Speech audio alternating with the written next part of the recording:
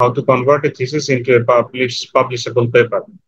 তো এটার মূল উদ্দেশ্য হচ্ছে তোমরা রিসেন্টলি যারা আমাদের থিসিস শেষ করেছো তাদের এই থিসিস গুলো যাতে একটা ভ্যালুয়েবল পর্যায়ে আনা যায়। তো শুরুতে আমি পাবলিকেশনের বিষয়ে একটা সংক্ষিপ্ত ধারণা দেই, এরপরে আমাদের এই মূল লেকচারের মধ্যেও কিছু বিষয় আছে আর কি আমরা আলোচনা করব। কোন ধরনের পাবলিকেশনের চিন্তা করে আজকের ক্লাসটা করব, এই জন্য এই আলোচনাটুকু। আমরা যেটা চিন্তা করব সেটা হচ্ছে ইন্টারন্যাশনাল পাবলিকেশন, সেটার মধ্যেও ভালো মন্দ নানা কিছু আছে, এটা নিয়ে একটু পরে আলাপ করব। ইন্টারন্যাশনাল পাবলিকেশন কোনটা? সাধারণত যেটাকে আমরা অনলাইন জার্নালস বলে থাকি, এই জার্নাল গুলো। তো হতেও পারে যে তাদের অনলাইন ভার্সন আছে, আবার অফলাইন ভার্সনও আছে, তবে আমাদের টার্গেটটা হচ্ছে অনলাইন ভার্সন। তো এটা আমরা একটু মাথায় রাখবো, দেন আমরা মূল আলোচনায় আসি, how to convert a thesis into a publishable paper. দেখো, থিসিস এবং পেপার দুইটা কিন্তু বিরাট আলাদা কোনো বিষয় নয়, তবে থিসিসে যেটা থাকে আমাদের প্রত্যেকটা ছোটখাটো বিষয়, প্রত্যেকটা কাজ, প্রত্যেকটা এক্সপেরিমেন্টের একেবারে বিস্তারিত থাকে। ইভেন তোমার থিসিসে হয়তো মাল্টিপল অ্যাপেন্ডিসেস থাকতে পারে, যে অ্যাপেন্ডিসে হয়তো তুমি ডেটা কিভাবে কালেক্ট করেছো, ডেটার মানে প্রত্যেকটা আহ, কি বলে pre diagnostics test, post diagnostics test, প্রত্যেকটা টেস্ট তুমি আলাদা আলাদা ভাবে সেখানে দিয়ে রাখতে পারো। তো এখন আমি যদি এই সমস্ত কিছু একটা রিসার্চ আর্টিকেল আকারে পাবলিশ করতে চাই, সেটা আসলে পাবলিশেবল হয় না, বিকজ রিসার্চ পেপারটা হচ্ছে একটা ছোট বা একটা সংক্ষিপ্ত পেপার, হোয়ারাস থিসিসটা হচ্ছে সেই পেপারটারই যে ভাবার্থ সেটার একটা এক্সপ্লেইনড রূপ আর কি। সেক্ষেত্রে আমরা থিসিসকে বলতে পারি এ comprehensive academic document which a research paper is where a research paper is concise and focused study। পার্থক্যটা হচ্ছে এই জায়গা। Converting a thesis into a paper requires summarization, restructuring, meeting the journal requirements। তাহলে তিনটা বিষয়, একটা হচ্ছে মানে আমার থিসিসে যেটা আছে সেটাকে সাম আপ করতে হবে, কিছু কিছু ক্ষেত্রে হয়তো রিস্ট্রাকচার করতে হবে, এবং আরেকটা মেজর ইস্যু সেটা হচ্ছে জার্নাল রিকোয়ারমেন্ট। আমার মেজর টার্গেট কোন জার্নালটাতে, সেই জার্নালের যদি কোনো স্পেসিফিক রিকোয়ারমেন্ট থাকে সেই অনুযায়ী আমি আমার পেপারটাকে ফরম্যাট করতে পারি। যখন আমি এটা কখন বলছি, যখন আমি আমার থিসিসকে রিসার্চ পেপারে কনভার্ট করছি ওই সময়টাতে। দিস প্রেজেন্টেশন কনভেস কি স্টেপস কি কি আছে, আমরা কি করব কি করব না, এই সকল বিষয়ে আমরা এখানে আলোচনা করব। তাহলে আমরা একটু আবারও দেখার চেষ্টা করি থিসিস কি। Lengthy, detail included literature review, includes literature review, যেটা আমাদের রিসার্চ পেপারেও থাকে বাট ব্রিফ থাকে। এর বাইরে থাকে মেথোডোলজি, এক্সটেন্সিভ ডেটা, এগুলো থিসিসে থাকতে পারে। রিসার্চ পেপারে কি থাকতে পারে? কনসাইজ, ফোকাস অন দ্য কি ফাইন্ডিংস, ফলো জার্নাল ফরম্যাটিং। দেখো, কিছু কিছু জার্নাল আছে যেটার লিমিট দেওয়া থাকে, সে ফর এক্সাম্পল 3000 ওয়ার্ড। এখন তুমি কথা বলা শুরু করলেই দেখা যাবে 3000 ওয়ার্ড পার হয়ে গেছে। তাহলে তুমি কিভাবে 3000 ওয়ার্ডের ওই জার্নালটার জন্য লিখবে? তাহলে তোমাকে আরো কনসাইজ, আরো সংক্ষিপ্ত ভাবে লেখার প্ল্যান আগে থেকেই করতে হবে। ঠিক আছে। আর কিছু কিছু জার্নাল থাকে যেগুলো মানে মোটামুটি অ্যাভারেজ জার্নাল গুলো হচ্ছে তোমার 8000 ওয়ার্ড হচ্ছে লিমিট থাকে অ্যাভারেজ, কোনোটা 6, 7, 8, কোনোটা 10ও বলে, কোনোটা বলে যে আমাদের ওয়ার্ড লিমিট নাই, এরকমও বলে। বাট স্ট্যান্ডার্ড আমরা আমরা ধরে নিতে পারি যে 7 থেকে 8 এর মধ্যে আমরা ধরে নিতে পারি।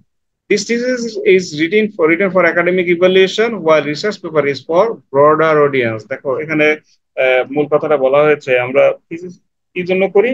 আমাদের একাডেমিক যে অর্জন, একাডেমিক ইভালুয়েশনের জন্য, যেটা সাধারণত থিসিস পাবলিশেরও কিছু ওয়েবসাইট আছে সেখানে থিসিসকে পাবলিশও করা যায়, বাট এটাকে পিয়ার রিভিউড জার্নাল আর্টিকেল হিসেবে ধরা হয় না, যার কারণে বেটার হচ্ছে থিসিসকে কনভার্ট করে পেপার আকারে পিয়ার রিভিউড জার্নাল আর্টিকেল হিসেবে জার্নালে প্রকাশ করা। তাহলে এখন এই যে কনভার্সন, এটার জন্য আমরা কি কি করতে পারি?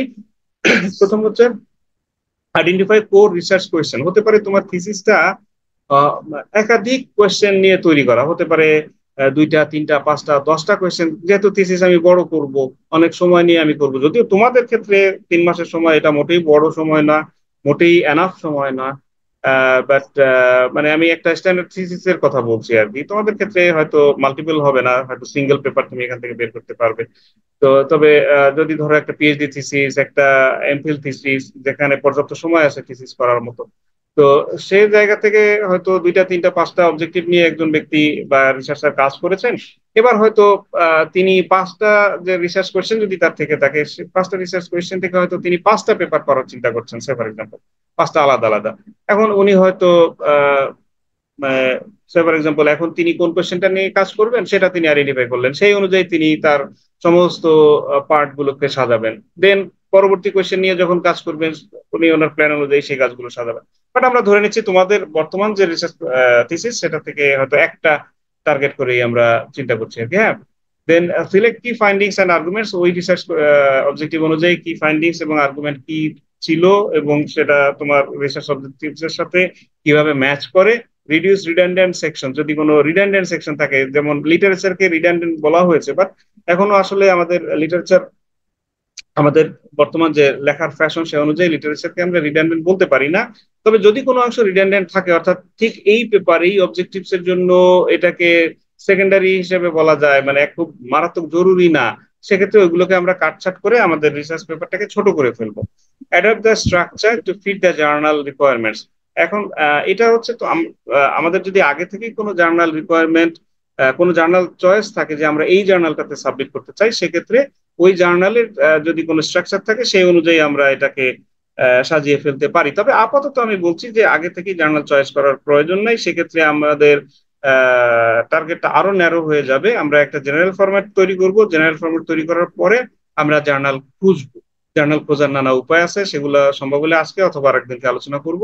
তো জার্নাল খুঁজে আমরা সেই জার্নালের যে রিকোয়ারমেন্ট তখন আমরা পাবো, সেই অনুযায়ী আমরা হয়তো 2-3 ঘন্টা কাজ করলে এটা ফরম্যাটিং করা সম্ভব, করে আমরা সেই জার্নাল সাবমিট করবো। কারণ আমরা জানি না যে আসলে ওই জার্নালে সাবমিট করলে করলে আমাদের লেখা পাবলিশ হবে কিনা।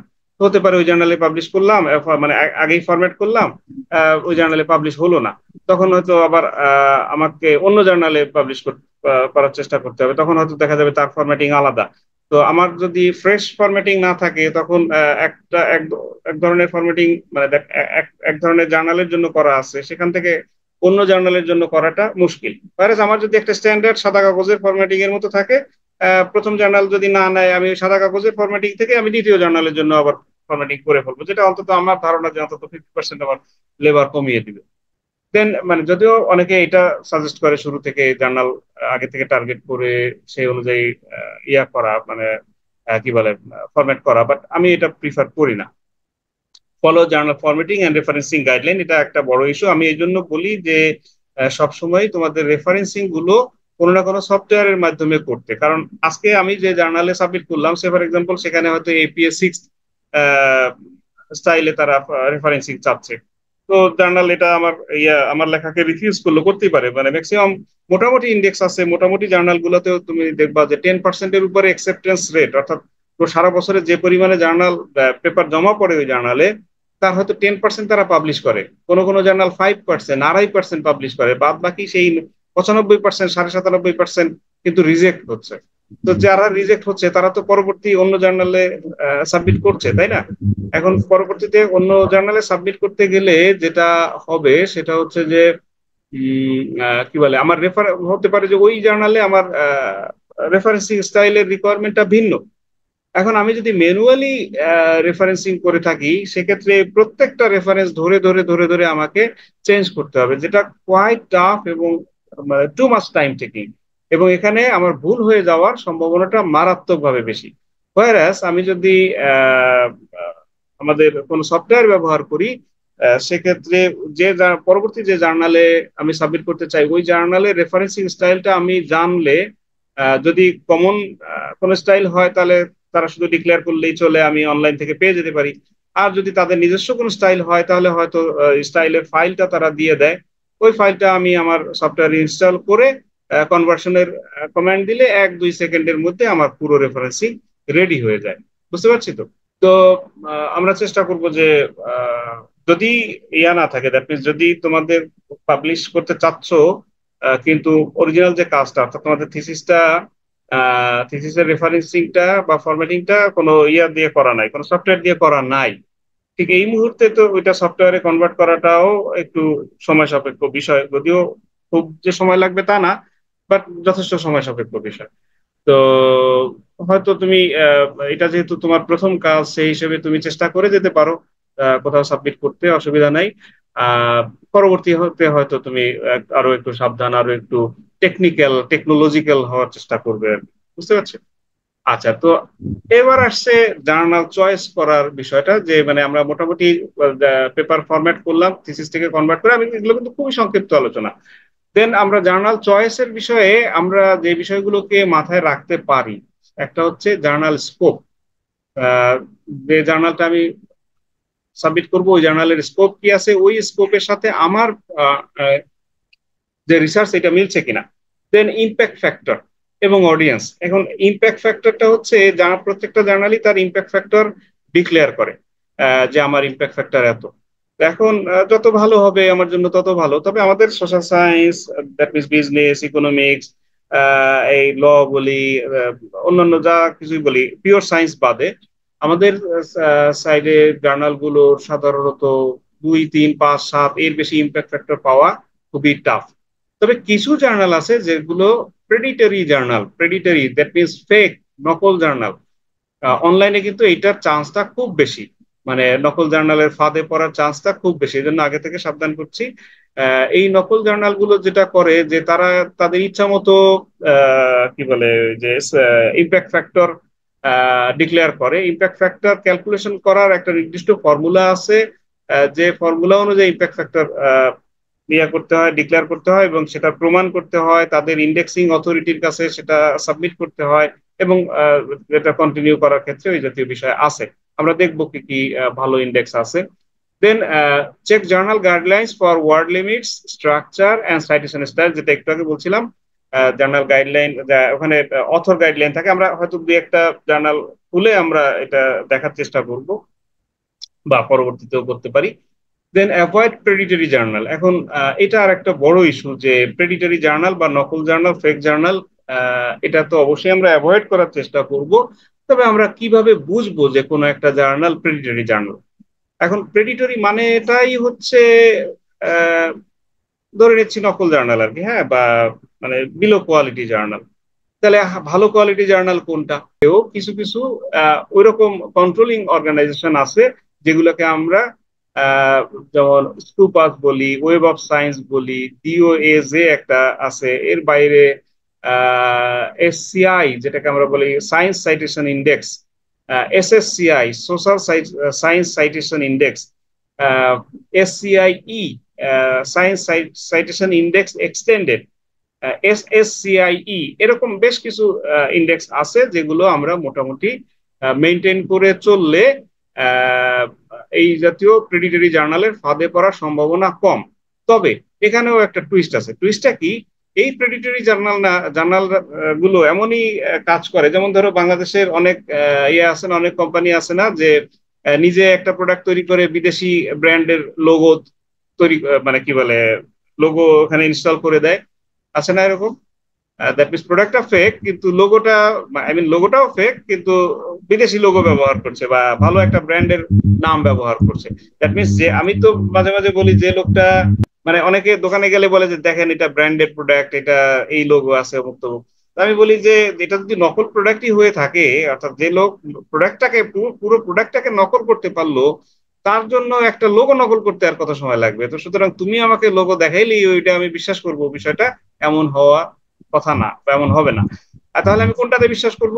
আমরা যদি কোনো একটা প্রোডাক্টের অফিসিয়াল শোরুমে যাই, কোথাও না কোথাও তো আমাদের আস্থা রাখতে হয়, তাই না? তো ধরো কোনো একটা প্রোডাক্টের অফিসিয়াল শোরুমে গেলাম, ওইটাকে তো আমরা কম বেশি বিশ্বাস করি, ঠিক কিনা? যেমন ধরো আমরা যদি অ্যাপেলের শোরুমে যাই, আমরা যদি নাইকির শোরুমে যাই, হ্যাঁ, নাইকির একটা প্রোডাক্ট ফুটপাতেও পাওয়া যায়, আবার নাইকির শোরুমেও পাওয়া যায়। হয়তো ফুটপাতে ওটার দাম হচ্ছে 300 টাকা, আর নাইকির শোরুমে ওটার দাম হয়তো 30,000 টাকা। তো পার্থক্য কোথায়? You know very well. তাহলে ঠিক জার্নালের ক্ষেত্রে আমরা শোরুম কোথায় পাবো? জার্নালের কি শোরুম আছে? আছে।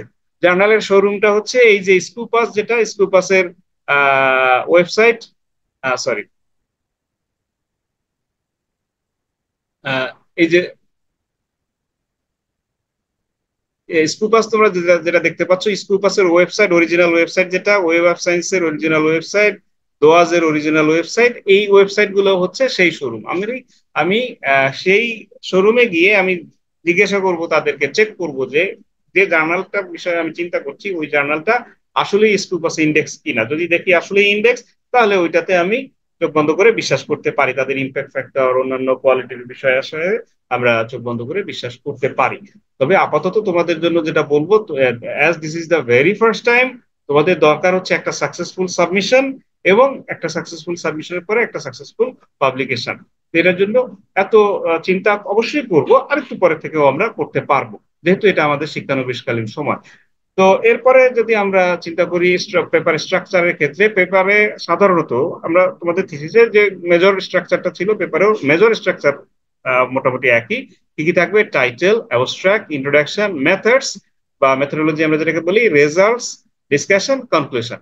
বুঝতে পারছি এই সমস্ত স্টেপস তোমরা পার করে আসছো, বাট এখানে আমরা জিস্ট করার চেষ্টা করবো, সংক্ষিপ্ত করার চেষ্টা করবো। ঠিক আছে? দেন আমরা বলতে পারি যে আরেকটা ক্রুশিয়াল ইস্যু, অ্যাবস্ট্রাক্ট। সাধারণত যে সকল জার্নাল আনস্ট্রাকচার্ড অ্যাবস্ট্রাক্ট চায়, আনস্ট্রাকচার্ড অ্যাবস্ট্রাক্ট, কিছু কিছু জার্নাল আছে, বিশেষ করে এমারেল্ড। এমারেল্ডের যে জার্নাল গুলো আছে, এমারেল্ড হচ্ছে একজন পাবলিশার বা একটা পাবলিশার, এরকম আরো বেশ কিছু পাবলিশার আছে, আমরা দেখবো ধীরে ধীরে। তো এমারেল্ডের ম্যাক্সিমাম জার্নালই হচ্ছে স্ট্রাকচার্ড অ্যাবস্ট্রাক্ট চায়, ওয়ারাস অন্যান্য পাবলিশাররা আনস্ট্রাকচার্ড অ্যাবস্ট্রাক্ট চায়। দ্যাট আনস্ট্রাকচার মানে কাইন্ড অফ প্যারাগ্রাফ, একটা একটা প্যারাগ্রাফ তুমি লিখলা। আর স্ট্রাকচার মানে হচ্ছে ওই অ্যাবস্ট্রাক্ট তো এমনিতেই ছোট হয়, এটার মধ্যে আবার ছোট ছোট ছোট ছোট হেডিং করে আমি আমার অ্যাবস্ট্রাক্টটাকে তুলে ধরবো। তো এটা মোটামুটি 200 থেকে 150 থেকে 250 ওয়ার্ডের মধ্যে হওয়াটা ভালো। এখানে মূলত যে বিষয়টা থাকবে যে এই পেপারটা কোন বিষয়টাকে ফোকাস করছে, কোন বিষয়টাকে নিয়ে রিসার্চ করছে, কি কি ধরনের মেথোডোলজি সে ব্যবহার করছে, কি ধরনের ফাইন্ডিংস আসছে, এবং তার মানে মেজর রিকমেন্ডেশন কি আছে। এই 3-4টা বিষয়ে হয়তো 5টা থেকে 7টা সেন্টেন্সের মধ্যে আমাদের এই 150 থেকে 250 ওয়ার্ডের একটা অবস্ট্রাক্ট লিখতে হয়। Clearly state the research problem, methods, findings and conclusion, এটা আমরা অ্যাবস্ট্রাক্টে লিখবো, যেটা আমরা বলছিলাম একটু আগে। Use clear and concise language, avoid citation in the abstract. অবশ্যই অবশ্যই যদি মারাত্মক বলতে, কতটা মারাত্মক বললে বোঝা যাবে আমি সেটা ঠিক বুঝতে পারছি না, ওইরকম জরুরি যদি না হয়, সেক্ষেত্রে অ্যাবস্ট্রাক্টে কখনোই কোনো সাইটেশন ব্যবহার করবে না। ঠিক আছে? অ্যাবস্ট্রাক্টে সাইটেশন ব্যবহার করবে না, কনক্লুশনে সাইটেশন অ্যাভয়েড করার চেষ্টা করবে। জরুরি হলে একটা দুইটা ব্যবহার করতেও পারো, বাট অ্যাবস্ট্রাক্টে সাইটেশন ব্যবহার করবে না, এটা বলছি। আচ্ছা, তাহলে টাইটেল কিওয়ার্ডস আমরা কিভাবে লিখতে পারি? The title should reflect the studies main contribution. আমার মূল কন্ট্রিবিউশনটা কি বা মূল আলোচনার অংশটা কি, কোন অংশটাকে ঘিরে আমার আলোচনাটা। আমি তোমাদেরকে আগেও হয়তো বলেছি, আজকেও বলছি, তোমার রিসার্চ পেপার বলো, থিসিস পেপার বলো, এটা মূলত একটা গল্প। গল্প কি? গল্প হচ্ছে যেটা অনেক ক্ষেত্রে কল্পনার সাথে কল্পনা প্রসূত একটা বিষয় আলোচনা করা হয়, এটা গল্প। এখানে আহ এই রিসার্চ পেপারটা কল্পনা প্রসূত না, বাট এটা গল্পের মতোই আমার করে, গল্পের মতোই আমার বিভিন্ন থিম অনুযায়ী আমার রিসার্চ পেপারটাকে বর্ণনা করতে হয়, যার কারণে এটাকে আমি বলছি এক ধরনের স্টোরি টেলিং বা স্টোরি রাইটিং। তো এখানে যখন এই স্টোরি, যখন আমি টাইটেলটা লিখবো, টাইটেলটা যেন অবশ্যই আমার মূল কন্ট্রিবিউশনটাকে ফোকাস করে। Then use specific relevant keywords to improve the search visibility. তোমার পেপারটা যদি অনলাইনে পাবলিশ হয়, তুমি তো জানো কিওয়ার্ড সার্চিং নামে বেশ কিছু বিষয় আছে, হয়তো আজকালকার অনেকেই জানে বিষয়টা। তো তোমার রিসার্চ পেপারের ক্ষেত্রেও এরকম কিছু কিওয়ার্ড দিতে হয়, যে কিওয়ার্ডটা তোমার পেপারের যেটা যখন যখন এটা অনলাইনে থাকবে, এটার ভিজিবিলিটিটাকে বাড়াবে, মানুষ এটাকে খুঁজে পাবে। খুঁজে পাওয়া মানে তোমার পেপারটা আরো বেশি পড়া, বেশি পড়া মানে তোমার পেপারটা আরো বেশি সাইট করা, তোমার পেপার সাইট হওয়া মানে তোমার প্রোফাইল আপডেটেড হওয়া, প্রোফাইল বড় হওয়া। বুঝতে পারছি? Avoid overlay long and vague titles. অবশ্যই আমরা এটা অ্যাভয়েড করার চেষ্টা করব। আমরা টাইটেল গুলো যেন সংক্ষিপ্ত হয়, যথাসম্ভব সংক্ষিপ্ত এবং যথাসম্ভব এক্সপ্রেসিভ, দ্যাট মিনস আমার থিমকে এক্সপ্রেস করবে এরকম। Reducing the literature review. দেখো, আমাদের থিসিসে সাধারণত লিটারেচারটা পার্ট, সাব পার্ট এরকম করে করে আমরা যতটা সম্ভব বিস্তারিত রিভিউ করার চেষ্টা করি, হোয়ারাস পেপারে এটা খুবই সংক্ষিপ্ত আকারে আমার রিভিউটা, লিটারেচার রিভিউটাকে তুলে ধরতে হবে। হতে পারে ম্যাক্সিমাম 1000 থেকে 1200 ওয়ার্ডের মধ্যে আমাদের লিটারেচার রিভিউটা ক্লোজ করা উচিত।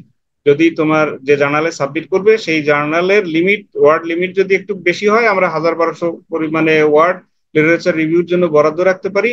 আর যদি ওই জার্নালের মানে আই মিন কি বলে ওয়ার্ড লিমিট কম হয়, সেক্ষেত্রে আমাদের লিটারেচার রিভিউর অংশটাও আরো কনসাইজ করে ফেলতে হবে।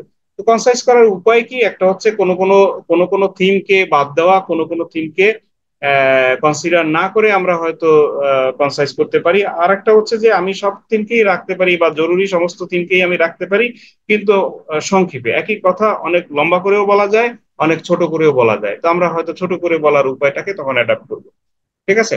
পরে paper focus on the most relevant and recent studies. অবশ্যই এটা একটা বিষয় হচ্ছে আমাদের পেপার গুলোকে যখন সাইট করব বা যখন রিভিউ করব, তখন রিসেন্ট রিসেন্ট বলতে হতে পারে আজকে 2024, আজকে 2025, 2024 এবং 2024 থেকে বিগত 5 বছর, দ্যাট মিনস হয়তো 2019 থেকে 24 এই সময়টা, বা 25-এর আজকে পর্যন্ত যে পেপার গুলো পাবলিশ হয়েছে, এগুলোকে আমরা ফোকাস করার চেষ্টা করব, এগুলোকে আমরা বেশি বেশি সাইট করার চেষ্টা করব।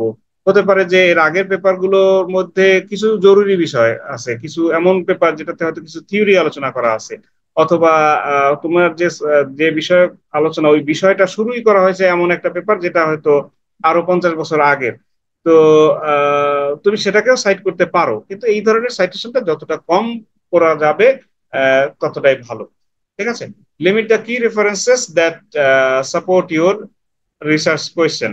রেফারেন্সের আমার রিসার্চ কোয়েশ্চেন গুলো, কোয়েশ্চেনটা যেটা সেটার ক্ষেত্রে রেফারেন্সিং গুলো একটু কমিয়ে দেওয়াটা ভালো। এটা একটা ট্রিক, কারণ ওখানে যদি অনেক রেফারেন্স থাকে তাহলে তো বোঝা যাবে যে ওই বিষয়টাতে অনেক কাজ হয়েছে। হ্যাঁ, অনেকে কি করে যে মানে রিলেভেন্ট হোক অথবা ইরিলেভেন্ট হোক, এক গাদা রেফারেন্স দিয়ে রাখে। তো যদি এরকম আন্দাজে রেফারেন্স দেওয়া হয়, তাহলে তো এটা ধরে নেওয়া হবে যে ওই বিষয়ে অনেক কাজ হয়েছে। তাহলে তোমার রিভিউয়ার কি বুঝবে? রিভিউয়ার বুঝবে যে এই কাজ তো হয়ে গেছে এবং অনেক কাজ হয়েছে, তো সুতরাং এই বিষয়ে নতুন কাজের দরকার নাই, নতুন রিসার্চের দরকার নাই, তোমার পেপারটাকে ড্রপ করে দেবে। বুঝতে পারছি। Presenting results effectively. তো ইফেক্টিভ ভাবে প্রেজেন্ট করার জন্য আমরা টেবিল ব্যবহার করি, ফিগার ব্যবহার করি, আবার আমাদের আমাদের ন্যারেটিভস যেগুলো লিখি সেগুলোর মধ্যেও আমরা আহ, লিখে বর্ণনা করি। এগুলো সবই হচ্ছে ইফেক্টিভলি রেজাল্টস প্রেজেন্ট করার উপায়। তোমরা জানো সেগুলো, এখন যেটা করতে হবে সংক্ষেপ করতে হবে। Discuss section best best practices, interpret findings in relation to previous research. এটা একটা বিষয় আমি আমি আজকে আমার রিসার্চ পেপারে যেটা পেলাম, অতীতের রিসার্চারগণ যদি কিছু রেফারেন্স থেকে থাকে, তারা কি ধরনের ফাইন্ডিংস পেয়েছেন, এটা কি তাদের সাথে একই পথে যাচ্ছে নাকি এটা বিরোধী হচ্ছে, এরকম একটা অ্যানালাইসিস আর কি। বিরোধী হলেও আমি উল্লেখ করতে পারি, একই পথে গেলে অর্থাৎ সাপোর্টিভ হলেও আমি উল্লেখ করতে পারি। তো বিরোধী হলে কেন বিরোধী হয়ে যাচ্ছে, সাপোর্টিভ হলে এটার ফলাফল কি, আমি হয়তো আরেকটু এক্সটেন্ড করতে পারি আমার টিমকে, চিন্তাকে। Then explain the significance and implications of results. আমার আমার যে রেজাল্ট পাওয়া গেল সেটা সিগনিফিকেন্স কি, দ্যাট মিনস আমরা তোমাদের ওই যে পি ভ্যালু অনুযায়ী এটা সিগনিফিকেন্স, এটাকে আমরা বলি স্ট্যাটিস্টিক্যাল সিগনিফিকেন্স। এর বাইরেও একটা সোশ্যাল সিগনিফিকেন্স এবং ইমপ্লিকেশন তো আছে। তো সেই আমার লেখা, যেটা আমার রিসার্চে যে বিষয়টা, এটা সোসাইটিতে কি ইম্প্যাক্ট ফেলতে পারে, সেটার সিগনিফিকেন্স এবং ইমপ্লিকেশন নিয়েও আমি আলোচনা করব। Address limitations and suggest future research. আমরা জানি তোমরা হয়তো প্রত্যেকেই তোমাদের কনক্লুশন পার্টে, আমি সবসময় এটা প্রিফার করি to to include in conclusion part. এখানে তোমার রিসার্চের লিমিটেশন এবং ভবিষ্যৎ রিসার্চার যারা, তাদের জন্য কি সাজেশন থাকতে পারে সেটা তুমি এখানে উল্লেখ করবে। অবশ্যই মাথায় রাখবে, তোমার এই লিমিটেশন মানে তোমার টাইম লিমিটেশন, তোমার ফান্ড লিমিটেশন, অথবা তোমার নলেজ লিমিটেশন, এইগুলো কোনো লিমিটেশন না। কারণ তোমার টাইম লিমিটেশন, তুমি টাইম নিতে পারতে, টাইম তো আছে, তুমি এখনো যেহেতু বেঁচে আছো, উই হ্যাড টাইম। তুমি যদি বলো ফান্ড লিমিটেশন, তুমি ফান্ডের জন্য চেষ্টা করতে পারতে, তুমি এখনো বেঁচে আছো, তো এটাও বড় লিমিটেশন না। আর যদি সেটা করা নাই যায়, তো why why did you go for this research? তো তোমার রিসার্চে যাওয়ারই দরকার ছিল না। দেন আরেকটা হতে পারে যে তোমার knowledge limitation, you had the opportunity to acquire more and more knowledge, তো সেটা নিয়ে তুমি কাজ করতে পারতে। সুতরাং এই ধরনের লিমিটেশন ব্যবহার করবে না। তোমার লিমিটেশন হচ্ছে সেইগুলো যেগুলো তুমি অ্যাজিউম করেছো। যে কোনো একটা পেপার পড়তে গিয়ে বা থিওরি ব্যবহার করতে গিয়ে কিছু কিছু ক্ষেত্রে কিছু অ্যাজাম্পশনস থাকতে পারে। সে ফর এক্সাম্পল, তুমি তোমার অ্যাজাম্পশন ছিল যে তোমার এই মানে তোমার যে রিগ্রেশন বা তোমার যে টেকনিক, এটা একটা লিনিয়ার রিগ্রেশন বা লিনিয়ার উপায়। তো এটা তুমি অ্যাজিউম করে নিয়েছিল, বাট তুমি you don't know the reality. সেক্ষেত্রে এটা তোমার একটা লিমিটেশন হতে পারে। হতে পারে যে তোমার যে ডেটা, এই ডেটা এমন একটা স্যাম্পলের উপর দিয়ে নেওয়া হয়েছে, এটা যদি আরো আরেকটা স্যাম্পল থেকে নেওয়া যেত তাহলে ভালো হতো। তো এটা তোমার একটা লিমিটেশন হতে পারে, আমি উদাহরণ হিসেবে বলছি। এরকম কিছু স্ট্রং লিমিটেশন, লিমিটেশন গুলো স্ট্রং, আবার এটা তোমার জন্য একটা স্ট্রেংথও বটে যে তুমি আহ, এই লিমিটেশন নিয়ে তুমি আলোচনাটা করেছো, ভবিষ্যতে অন্য রিসার্চারগণ অথবা তুমি ভবিষ্যতে গিয়ে ওই বিষয়ে আবারও রিসার্চ করতে পারো। কমন মিস্টেক্স যেটা আমরা সাধারণত করে থাকি অনেক সময় রিসার্চ পেপারে কনভার্ট করতে গিয়ে বা লিখতে গিয়ে, যে আমরা দেখা যায় যে থিসিস থেকে অনেক বড় বড় অংশ থোক বরাদ্দ আকারে কপি করে করে রিসার্চ পেপারের মধ্যে বসিয়ে দিচ্ছি। Don't do that. এটা অবশ্যই আমি বলছি যে যখন আমরা আমরা কপি করেই আনবো, আমি বলছি না যে তুমি একেবারে নতুন করে আবার লিখো, বাট সেই কপিটা করার সময় প্রয়োজনীয় মডিফিকেশন করো, পর্যাপ্ত সামেশন করো, দ্যাট মিনস সামারাইজেশন করো। বুঝতে পারছি? ইনক্লুডিং এক্সেসিভ ব্যাকগ্রাউন্ড ইনফরমেশন, এটাও মানে থিসিসের ক্ষেত্রে এটা ঠিক আছে, অনেক ব্যাকগ্রাউন্ড ইনফরমেশন তুমি ব্যবহার করতে পারো, যেটা রিসার্চ রিসার্চ আর্টিকেলের ক্ষেত্রে দরকার নাই। ইগনোরিং জার্নাল গাইডলাইন্স, এটা আমরা ইগনোর করি। এটা একটা ভুল বটে অনেকের মতে, তবে আমার মতে আপাতত এটা ঠিক আছে। শুরুতেই জার্নাল গাইডলাইন অনুযায়ী ফরম্যাটিং করার দরকার নাই। এটা ফ্রেশ কপিতে, ফ্রেশ কাগজে রাখো। 1-2 ঘন্টা বেশি সময় দিয়ে পরবর্তীতে এটা যদি আমি জার্নাল গাইডলাইন অনুযায়ী ফরম্যাটিং করি, সেক্ষেত্রে আমার হয়তো যদি আমাকে জার্নাল চেঞ্জ করতে হয়, অন্য জার্নালে সাবমিট করতে হয়, তখন আমার খাটনিটা হাফ হলেও বাঁচাবে। Submitting to the wrong journal, এইটা আরেকটা বিরাট ইস্যু, যে আমরা অনেকেই ব্যস্ততার কারণে বা অন্যান্য কারণে জার্নালকে পর্যাপ্ত অ্যানালাইসিস না করি ওই জার্নালে আমরা সাবমিট করে দেই। তো দেখা যায় যে কয়েকদিন পরে জার্নাল কি করে, যে স্কোপ লিমিটেশন বলে আমাদের পেপারটাকে রিজেক্ট করে দেয়, যেটা আমাদের জন্য একটা ব্যাড লাকও বটে। তো মূল কথা হচ্ছে যে আমাদের জার্নাল অ্যানালাইজ করতে হবে। Journal then importance of proof reading, অবশ্যই গ্রামার, বানান, অন্যান্য বিষয় যেগুলোকে বলা হয় যে কোহারেন্স, এগুলোর সম্পর্কে ভালোভাবে প্রুফ রিডিং এর দরকার আছে। গ্রামার, তোমার লেখার ক্লারিটি, এবং বিশেষ করে কোহারেন্স। একটা সেন্টেন্সের পরে আরেকটা সেন্টেন্সের মধ্যে সম্পর্ক নাই, একটা প্যারাগ্রাফের পরে আরেকটা প্যারাগ্রাফের মধ্যকার সম্পর্ক নাই।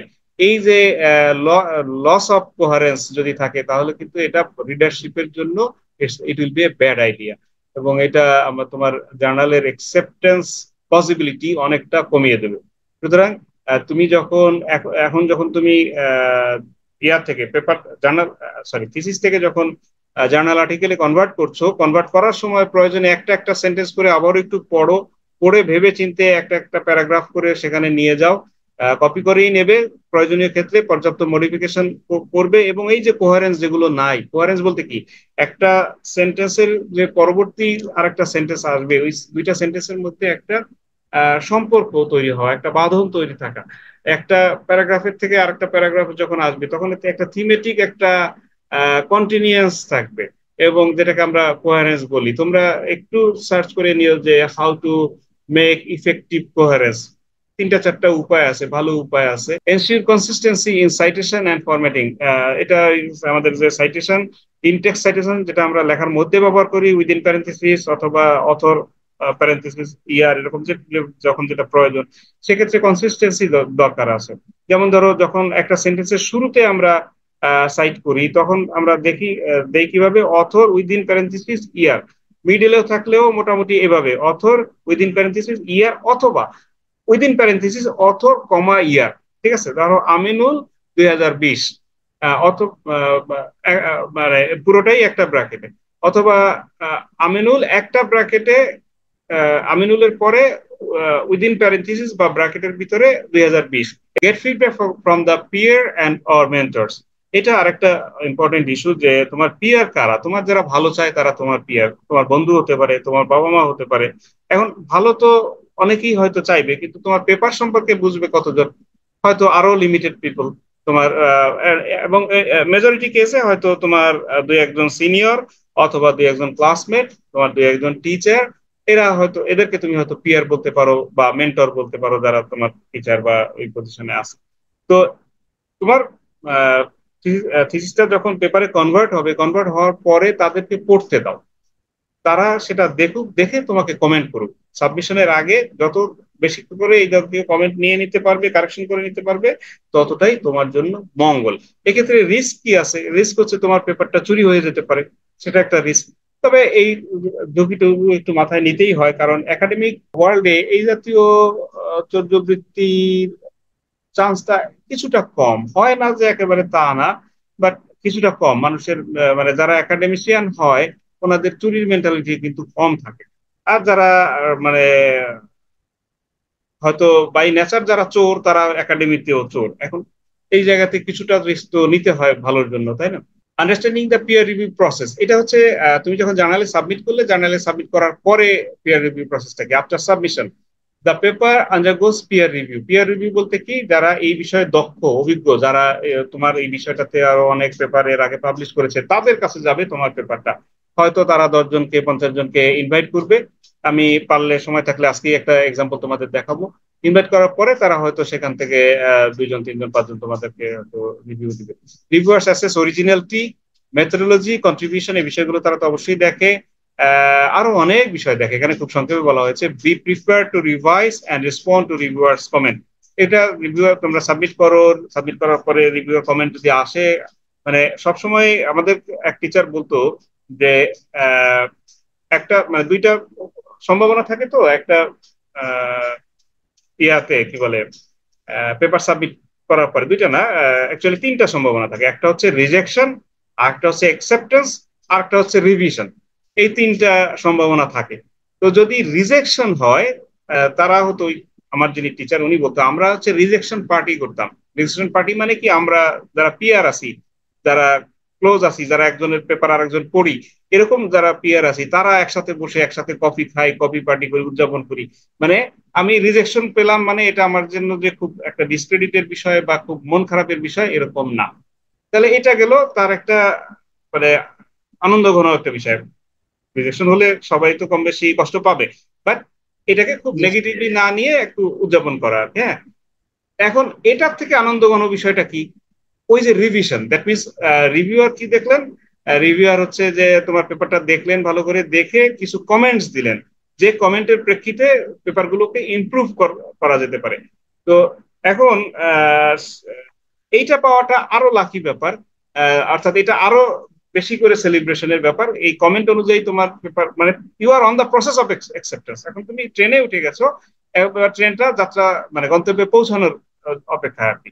তো এক্ষেত্রে হয়তো ট্রেনের যে মানে কি বলে এটাকে, মানে পরিচালনার যে বিষয় আসে, এগুলো ঠিকঠাক ভাবে করতে হবে। আর দ্যাট মিনস হচ্ছে যে রিভিউয়ার কমেন্ট গুলোকে ঠিকভাবে রিপ্লাই করতে হবে, এবং হচ্ছে যে ওনাদের কথা অনুযায়ী আমার পেপারটাকে ঠিকঠাক ভাবে মডিফাই করতে হবে, রিভাইজ করতে হবে। ঠিক আছে। আর একসেপ্টেন্স যদি হয়ে যায়, এটা তো গ্রেটেস্ট নিউজ, তবে একবার এটা হয় না। এখন দেখো, আহ, এই কমেন্ট বা রিভিশন কে পেতে পারে, রিজেকশন কে পেতে পারে? বিশ্বের টপ যে সায়েন্টিস্ট আছে, যে সবচাইতে বেশি লেখা যার পাবলিশ হয়, তার লেখা আজকে পর্যন্ত কিন্তু রিজেক্ট হতে পারে, এবং তার লেখা আজকে পর্যন্ত রিভাইজ হতে পারে। রিভাইজ মানে কমেন্ট পেতে পারে, কমেন্ট পেলে রিভাইজ হবে। এবং হতে পারে যে অনেক বড় মাপের একজন সায়েন্টিস্ট, তার ওই যে রিভিউয়ার, তার পেপারের রিভিউয়ার হচ্ছে আমার মতো একজন ছোট মানুষ। তো হয়তো আমিও জানি না তার নাম, এটা কার পেপার, আর সেও জানে না আমার পেপারটাকে কে রিভিউ করছে। সুতরাং এটা জানা বা না জানা ব্যাপার না, ব্যাপারটা হচ্ছে রিভিউয়ার বড় না ছোট, বয়স কেমন, এটা কোন দেশের, সাদা না কালো, দ্যাট ডাজন্ট ম্যাটার। সেটা তুমি কোনোদিন জানবেও না, জানতে পারবেও না। তো এই এরকম একটা সিচুয়েশন থেকে রিভিউয়ার কে আমরা ধরে নেব boss. Who is the boss? Reviewer. তো রিভিউয়ার আমাকে যে নির্দেশনা দিয়েছেন, যে কমেন্ট দিয়েছেন, সেই কমেন্ট অনুযায়ী আমি কাজ করব। আমি কে? The writer. দ্য রাইটার কে? রাইটার হচ্ছে এখানে লেবার। বুঝতে পারছি? রিসার্চার বলি, রাইটার বলি, যাই বলি না কেন, আলটিমেটলি শ্রমটা ওনাকেই দিতে হবে। আচ্ছা। জি স্যার। আবার ঠিক একইভাবে তুমি তোমার যখন দেখবা যে একটা দুইটা পাবলিকেশন হয়ে গেছে, তখন বহু রিভিউ রিকোয়েস্ট তোমার কাছেও আসবে। তুমিও অন্যের পেপার রিভিউ করতে পারবে তখন। আচ্ছা, be prepare to revise and respond to the reviewers comments. এগুলো প্রসিডিউর আমরা পরে আলোচনা করবো, আপাতত ধারণা রাখলাম। ইথিক্যাল কনসিডারেশন ইন পাবলিকেশন, অবশ্যই ইথিক্যাল হওয়ার চেষ্টা করব আমরা, কখনোই প্লাজারাইজ করব না, এআই দিয়ে লিখবো না। ঠিক আছে। দেন এনশিওর প্রপার অথরশিপ কন্ট্রিবিউশন, অবশ্যই হয়তো তোমার সাথে আরো একজন অথর থাকতে পারে, তিনি আসলে কন্ট্রিবিউট করেছেন কিনা বা না, তুমি তার নামটা দিতে চাচ্ছ, আহ, কিন্তু তিনি আসলে কন্ট্রিবিউট করেন নাই। তো সেক্ষেত্রে হয়তো তাকে আরেকবার দাও, সে আরেকবার একটু রিভাইজ করে দিক, যাতে করে তার কন্ট্রিবিউশনটা কিছুটা অর্থাৎ অ্যাটাচমেন্টটা কিছুটা থাকুক, দায়বদ্ধতা কিছুটা। Follow ethical guidelines in research reporting. আমাদের ইথিক্যাল গাইডলাইন্স এর মধ্যে যদি আমরা যারা সেকেন্ডারি ডাটা নিয়ে কাজ করি, সেক্ষেত্রে সাধারণ যে ইথিক্যাল গাইডলাইন্স আছে এগুলো এনাফ। আবার যারা প্রাইমারি বা সার্ভে ডেটা নিয়ে কাজ করে, বিশেষ করে হিউম্যান পার্টিকেল যদি থাকে, হিউম্যান পার্টিসিপেন্ট যদি থাকে, সেক্ষেত্রে আরেকটু বেশি ইথিক্যাল গাইডলাইন ফলো করতে হয়। তাদেরকে দেখা যায় কোনো না কোনো ইথিক্যাল সার্টিফিকেশন অথরিটির কাছ থেকে একটা সার্টিফিকেট কালেক্ট করতে হয় যে তারা ইথিক্যাল গাইডলাইন ফলো করে ওই কাজটা করেছে, এবং এটার প্রসেসটা একটু লম্বা আছে। তো ওই বিষয়টা এখন আর আলাপ না করি। Final checklist before submission. Submit করার আগে আমি কি কি দেখবো? Does the paper meet journal guidelines. এবারে আমি দেখবো যে জার্নাল গাইডলাইন ঠিকঠাক ভাবে আছে কিনা। আমি প্রিপেয়ার করার আগে তো গাইডলাইনটা পড়ে নেবো, ভালো করে পড়ে সেই অনুযায়ী আমি আমার পেপারটাকে ফরম্যাট করার চেষ্টা করবো। অনেক জার্নাল আছে যারা তাদের মাইক্রোসফট ওয়ার্ডে টেমপ্লেট দিয়ে দেয় বা লেটেক্সটে টেমপ্লেট দিয়ে দেয়। এখন আমার তো র ফাইলে আছেই, সাদা ফাইলে আমি যেটা বলেছি এর আগে, ওখান থেকে কপি করে করে আমি ওই ফরম্যাট অনুযায়ী আমার জার্নালটাকে ফরম্যাটিং করে ফেলবো। ঠিক আছে, এবারে রেফারেন্সিং এর জন্য কি রিকোয়ারমেন্ট তাদের, সেটা ফরম্যাটিং করে ফেলবো। এর বাইরেও যদি কিছু থাকে সেটা আমরা ইনক্লুড করে ফেলবো। Is the language clear and concise, check করবো। Have you address all reviewers comments. যদি রিভিউর পরে দ্বিতীয় সাবমিশন হয়, সেক্ষেত্রে সব রিভিউয়ার কমেন্ট আমরা অ্যাড্রেস করেছি কিনা। আমি সাধারণত যেটা করি, কোনো রিভিউয়ার কমেন্ট পেলে এরপরে পেপারটাকে রিভাইজ করার পরে আমি যখন আবার সাবমিট করি, আবার সাবমিট করতে হয় আর কি, আবার সাবমিট করি, তখন যেটা করি, রিভিউয়ারের জন্য একটা চিঠি লিখি, বেশ বেশ লম্বা চিঠি। ওনার যে কমেন্ট গুলো ছিল, ওনার কমেন্টের নিচে নিচে, প্রত্যেকটা কমেন্টের নিচে নিচে আমি উত্তর লিখি। উত্তর দুইটা বিষয় এখানে লিখি। একটা হচ্ছে যে ফ্যাক্টটা কি, আমি কি বুঝেছি, এবং হচ্ছে যে তার যে কথা, তার যে কমেন্টের প্রেক্ষিতে আমার পেপারের কোন জায়গাতে আমি কি চেঞ্জ করেছি, এবং সেটা কিভাবে দেখা যাবে। হয়তো আমি পেজ নাম্বার, লাইন নাম্বার এভাবে ইন্ডিকেট করে দেই যে অমুক পেজের তমুক লাইনে দেখেন এটা আমি চেঞ্জ করেছি। অথবা আমি হয়তো ওই সেকশনে কালার কালার দিয়ে রেখেছি, আমি বলবো যে ওই সেকশনে এই কালারে আছে, কালার, এই কালারের টেক্সট গুলো দেখলে আপনি বুঝতে পারবেন। এভাবে একটা লম্বা চড়া চিঠি লিখি। Is all data correctly cited, সমস্ত ডেটা সাইটেশন কারেক্ট আছে কিনা। অনেক সময় আমরা জানি যে মানে কারেক্ট থাকার পরেও কিছু ইনসাফিসিয়েন্সি থেকে যেতে পারে। যেমন ধরো আমি লিখলাম Bangladesh is a beautiful country. এখন আমি বাংলাদেশি না, অথবা বাংলাদেশি ধরে নিলাম আর কি, বাংলাদেশি হলেও Bangladesh is a beautiful country এই কথাটা আমি আমি আমার মতো করে নন স্ট্যাটিস্টিক্যালি বলে দিলে হবে না। আমি যদি কোনো স্ট্যাটিস্টিক্যাল এক্সামিনেশন করি, সেক্ষেত্রে ওইটা আমার জন্য এভিডেন্স। এর বাইরে আমি যদি ইন্ট্রোডাকশনের মধ্যে, লিটারেচারের মধ্যে, কনক্লুশনের মধ্যে যে কোনো জায়গাতে আমি যদি বলি যে Bangladesh is a beautiful country, তখন কোয়েশ্চেন আসবে এটা আমি জানলাম কি করে, ওয়ার ইজ দ্য রেফারেন্স। তো হতে পারে যে মিস্টার এক্স ওয়াই জেড বলেছিলেন তার একটা পেপারে, তাহলে ওই পেপারটাকে আমি এখানে সাইড করে দিতে পারি। অনেক সময় যেটা হয় যে আমরা অনেক বিষয়টাকে সাইটেশনের জন্য লেস ইম্পর্টেন্ট মনে করি। আমি মনে করি যে এটা তো সবাই জানে, এটা সাইটেশনের দরকার নেই, এরকম মনে করি। তো এতটা নেগলেক্ট করাটা উচিত হবে না। তাহলে মূল কথা কি ছিল? Adapting thesis into a paper requires summarization and reinforcement, follow journal guidelines and structure appropriately, avoid common mistakes and proofread carefully.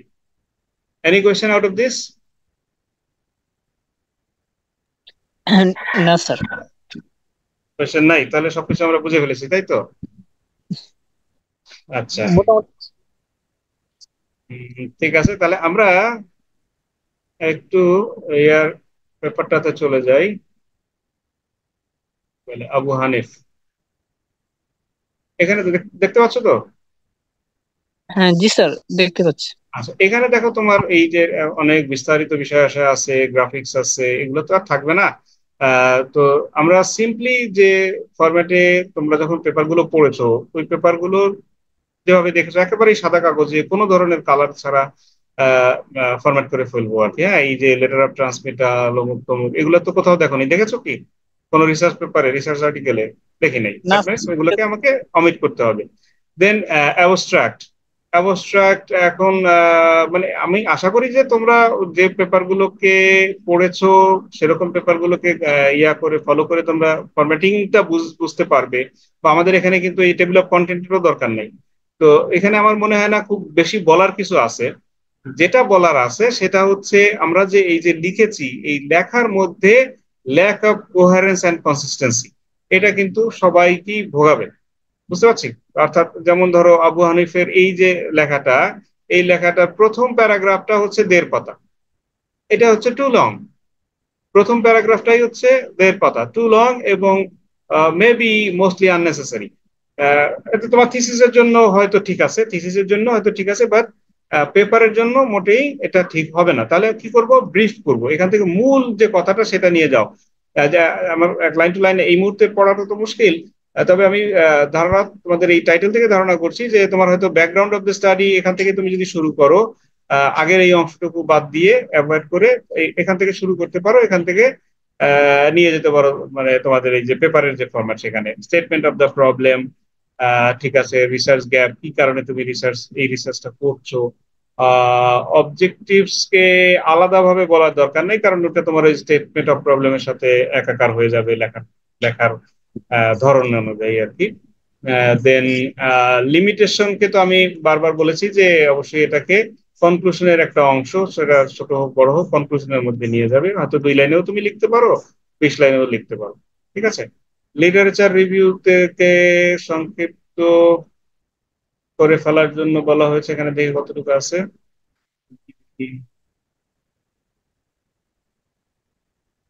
ঠিক আছে, মোটামুটি খুব বেশি বড় লিটারেচার রিভিউ তুমি করোনি। তবে আরেকটু থিম বেসড আছে কিনা, থিম গুলোকে আরেকটু রিফাইন করা যায় কিনা, কোয়ারেন্সটাকে আরেকটু বাড়ানো যায় কিনা, কনসিস্টেন্সি ঠিক আছে কিনা, আরেকটু বেটার করা যায় কিনা, এটা চেষ্টা করবে, ঠিক আছে। ইয়া স্যার। আহ, আচ্ছা আবু হানিফ। আচ্ছা, এরপরে মেথোডোলজি তো তুমি নিশ্চয়ই উল্লেখ করেছো, রিসার্চ, ডিজাইন, ডেটা কালেকশন, এগুলো মোটামুটি ঠিক আছে। তবে আরো সংক্ষিপ্ত করে নিয়ে আসতে হবে, যেরকম ধরো ফরেন এইড, ইন্ডিপেন্ডেন্ট ভেরিয়েবল, এখানে হয়তো ফরেন এইড কি কিভাবে হয় এটার সম্পর্কে একটা বিস্তারিত ধারণা দেওয়ার চেষ্টা করেছো, কারণ এটা থিসিস। কিন্তু রিসার্চ পেপারে এগুলো দরকার নাই, তোমার ওই যে ভেরিয়েবলের ডেফিনিশন বা ডেসক্রিপশন এগুলো দরকার নেই, এগুলো কমপ্লিটলি অ্যাভয়েড করবে আর কি, ঠিক আছে। জি তা স্যার। যদি বলতে চাও ম্যাক্সিমাম একটা সেন্টেন্সে, তোমার ন্যারেটিভস এর মধ্যে কোথাও একটা সেন্টেন্সে তুমি যেখানে ভেরিয়েবল সম্পর্কে বলবা, সেখানে আই মিন একাধিক সেন্টেন্সও ব্যবহার করতে পারো, বাট আমি বলছি যে মূল উদ্দেশ্য হচ্ছে যে সংক্ষেপে তুমি জি স্যার। তোমার হয়তো মেথোডোলজির মধ্যে একটা সাবসেকশন থাকতে পারে যে ভেরিয়েবলস এন্ড ডেটা সোর্স, ঠিক আছে। এখানে তুমি ভেরিয়েবলস গুলো সম্পর্কে খুব সংক্ষেপে সেখানে লিখে দিতে পারো, সে সেন্টেন্স একটা দুইটা পাঁচটা যেটাই হোক না কেন, কিন্তু খুব বড় না। দেন মডেল চলে আসছে, good. Data analysis technique, very good, এটা দরকার। ঠিক আছে, এম্পিরিক্যাল স্ট্যাটিস্টিক্স, ডেসক্রিপটিভস আসছে, তার বর্ণনাও আছে। আমি কিন্তু একেবারে সেন্টেন্স টু সেন্টেন্স পড়ছি না। দেন পিয়ারসন কোরিলেশন। আচ্ছা, তুমি যখন পেপারে ফরম্যাটিংটা করবে না, তখন এইভাবে এটাকে কি বলে, মানে জাস্ট ওই লেখার ভিতরে যে ফরম্যাটিংটা তুমি এখানে করেছো এটা করো না, ঠিক আছে। তোমার জাস্ট ফুল ফুল লাইনের যে কি বলা যায়, ঠিক এই অংশে যেরকমটা আছে এরকম ফুল লাইনটা লিখবা। হয়তো এরপরে তোমার টেবিল থাকলো, তারপরে আবার লেখা শুরু হইলো, বুঝতে পারছো। জি স্যার। জি স্যার। পেপার যদি তোমাকে ওরকম ফরম্যাট করে দিতে বলে, সে তখন সেটা ওইভাবে দিবা, মানে জার্নাল। জি ডেটা স্যার। নর্মালিটি চেক করেছো, প্রবাবিলিটি প্লট, মাল্টিপল লিনিয়ারিটি, এগুলোকে আরেকটু সংক্ষেপে করে ফেলো আর কি। হ্যাঁ, তোমার যে ইয়াগুলো তো লিখেছো, ঠিক আছে, আরেকটু সংক্ষেপ করে ফেলো। জি স্যার। রিগ্রেশন, এই রিগ্রেশনের জায়গাটাতে বেশি হাইলাইট করবা। হাইলাইট বলতে লেখাটা প্রয়োজনে তুমি আরো বাড়াও। এখানে দেখো তোমার এই যে রেজাল্ট গুলো চলে আসছে, এই রেজাল্ট গুলো প্রিভিয়াস রেজাল্টের সাথে মানে অ্যামাউন্টে তো মিলবে না, সেটা ঠিক আছে, 0.06 নাকি 0.7 এটার সাথে তো মিলবে না, কিন্তু প্রিভিয়াস রেজাল্ট, প্রিভিয়াস রিসার্চার বলেছিল যে সে ফর এক্সাম্পল, টেবিলটা কই, রিগ্রেশন টেবিলটা কোথায় গেল। আহ ধরো এটা তোমার ইয়েটার কাজটা কিসের উপর ছিল। আচ্ছা, ধরো তোমার ডিপেন্ডেন্ট এবং ইন্ডিপেন্ডেন্ট ভেরিয়েবলের মানে সম্পর্কটা পজিটিভ, এরকম ফাইন্ডিংস পাওয়া গেছে অতীতে, এবং সিগনিফিকেন্ট। জি স্যার। এখনো তুমি পাচ্ছ যে এটা পজিটিভ এবং সিগনিফিকেন্ট, এরকম যদি পেপার পাওয়া যায়, সেক্ষেত্রে এটা ব্যাখ্যা করলো আর কি, যে ওই পেপারে যে ফাইন্ডিংস গুলো আছে সেখান থেকে খুব একটা ছোট জিনিস নিয়ে যে বললা যে অমুক অমুক অমুক অমুক অথর তারাও আমারটাকে মানে এই সম্পর্কটাকে পজিটিভ পেয়েছেন, সুতরাং আমার যে লেখা, আমার যে ফাইন্ডিংস, এটা বিশ্বাসযোগ্য। জি স্যার। বুঝতে পারছি। তো যেটা বলছি যে এই যে এর আগের যে পোর্শন গুলো অর্থাৎ হচ্ছে যে মাল্টিকোলিনিটি বা অন্যান্য যেগুলো আছে এগুলো তো অবশ্যই চেক করতে হবে, অবশ্যই ব্যাখ্যা করতে হবে, বাট এটা একটু লেস ফোকাস করে তোমার রিগ্রেশন, এটাই তো আসল জিনিস, এখানে একটু মানে বেটার ফোকাস করার চেষ্টা করবে আর কি, রিগ্রেশন অ্যানোভা এগুলো যেগুলো আছে। দেন কোফিসিয়েন্ট, হ্যাঁ কোফিসিয়েন্ট তো রিগ্রেশন কোফিসিয়েন্টই বটে। আর এখানে দেখো এই যে অনেক লম্বা সংখ্যা দিয়েছো না, এটা দরকার নাই। এটা তুমি হয়তো ম্যাক্সিমাম 3 ডিজিট 4 ডিজিট যে কোনো একটা স্ট্যান্ডার্ড তুমি মেনটেন করো, 3 অথবা 4, ওই স্ট্যান্ডার্ড অনুযায়ী সবগুলো তুমি ইয়া করবে। দেন জি স্যার। কনক্লুশন ফাইন্ডিংস রিকমেন্ডেশন, আচ্ছা আমি যেটা বলেছি লিমিটেশনকেও এখানে নিয়ে আসবা। তুমি একটা কাজ করো, তোমার ধরো আমার অথবা অন্য যে কোনো একটা দুইটা পেপার তোমার এই ফরম্যাটিং এর জন্য একটা দুইটা পেপারকে আইডিয়াল পেপার হিসেবে সামনে রেখে সেই অনুযায়ী তুমি সাজাতে থাকো।